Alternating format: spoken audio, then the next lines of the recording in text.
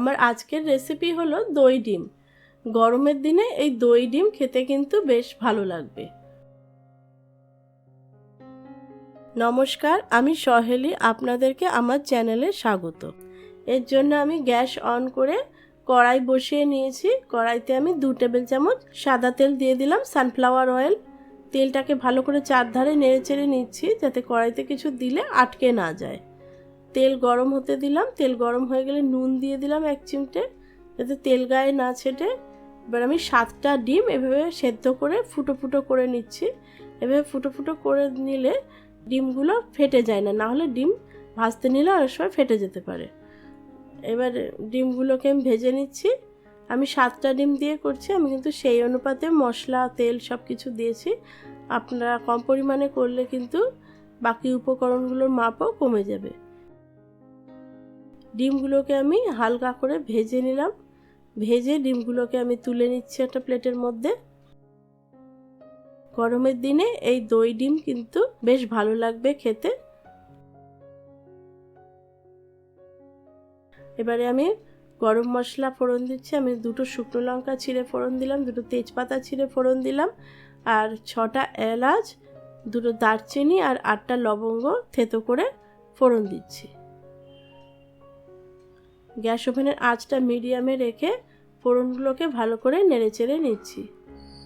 ফোড়নগুলোকে মোটামুটি 1-2 মিনিট নেড়েচেড়ে নিতে হবে। ফোড়ন রেডি হয়ে গেছে। এবার 10টা পেঁয়াজ আমি ধুয়ে কুচি কুচি করে কেটে রেখেছি। পেঁয়াজ সবসময় ধুয়ে কাটবেন, তাহলে পেঁয়াজের ঝাঁঝটা ভালো থাকে। পেঁয়াজ কুচিগুলোকে তেলের মধ্যে দিয়ে দেব। হালকা বাদামি রং হওয়া অবধি পেঁয়াজগুলোকে আমি ভাজতে থাকবো। পেঁয়াজগুলোকে ভাজছি। গ্যাস ওভেনের আঁচটা মিডিয়ামেই রাখবেন, তবে আপনাদের খুব তাড়া থাকলে হাইতে দিতে পারেন। তবে ওভেন বেশি গরম হয়ে গেলে, তেল বেশি গরম হয়ে গেলে তখন আবার কমিয়ে দেবেন। মোটামুটি মিডিয়াম আঁচে রেখেই রান্নাটা করার চেষ্টা করবেন। আমি একটা কাঁচা লঙ্কা কুচি দিলাম, আপনারা চাইলে 2টো কাঁচা লঙ্কা কুচিও দিতে পারেন। ঝালটা আপনারা আপনাদের স্বাদ মতো দেবেন। কাঁচা লঙ্কা কুচিটা পেঁয়াজের সাথে ভেজে নিচ্ছি। নুন দিয়ে দিলাম স্বাদ মতো। দইয়ের রান্নায় নুনটা কিন্তু একটু সাবধানে দেবেন, বেশি নুন, একটু নুন বেশি দিলে দইয়ের রান্না কিন্তু নোনতা হয়ে যাবে। 2 চামচ আদা বাটা আর রসুন বাটা দিয়ে দিলাম। আদা রসুন বাটাটাকেও কষিয়ে নেব, মোটামুটি 10 মিনিট ধরে কষাবো পেঁয়াজ আদা রসুন।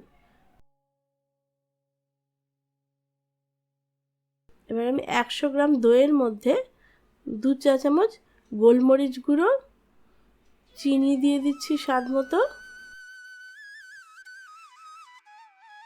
আর 1 চা চামচ আটার গুঁড়ো দিয়ে দিলাম। আটার গুঁড়োটা অপশনাল, আপনারা আটা বা ময়দার গুঁড়ো দিতে পারেন। ময়দা থাকলে ময়দার গুঁড়োও দিতে পারেন। মিশ্রণটা ভালো করে রেডি করে নিচ্ছি, এরকম নেড়েচেড়ে মিশিয়ে নিচ্ছি।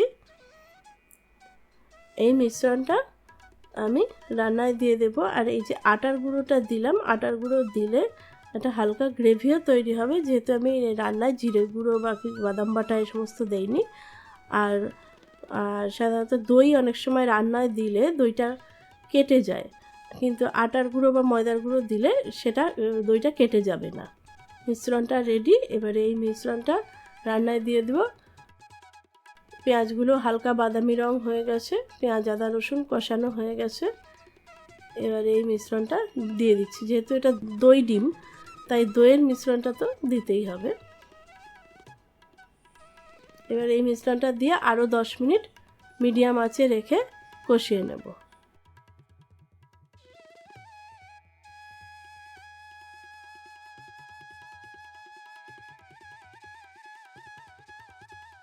রান্না কষানো হয়ে গেছে, মশলা রেডি।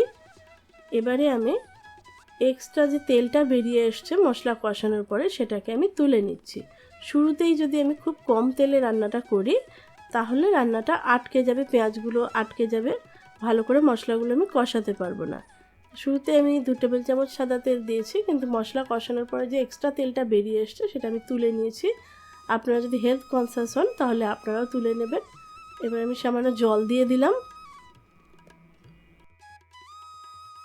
ডিমগুলো দিয়ে দিলাম। ডিমগুলোকে এবার গ্যাস ওভেনের আঁচটা বাড়িয়ে দিয়ে ঢাকা দিয়ে ডিমগুলোকে একটু ফুটিয়ে নেব। এবারে ডিমগুলোকে ফুটিয়ে নিচ্ছি। ডিমগুলো ফুটে উঠেছে। এই সময় ওভেনের আঁচটা বাড়িয়ে দেব। দই ডিম রেডি। খুবই সহজ এই রান্না। বাস গ্যাস অফ করে দিয়ে আমি 5 মিনিট ঢাকা দিয়ে রেখে দিলাম। এবার একটা প্লেটের মধ্যে সার্ভ করছি। আপনারা রুটি, পরোটা, পোলাও বা ভাতের সাথেও এই দই ডিম খেতে পারেন।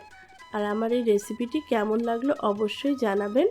আর এই রেসিপিটি বাড়িতে অবশ্যই একবার ট্রাই করে দেখবেন। গরমের দিনে বেশ ভালো লাগবে।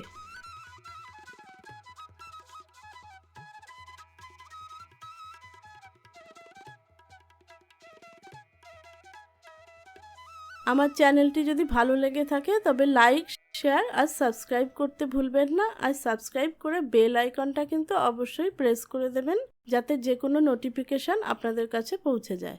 নমস্কার।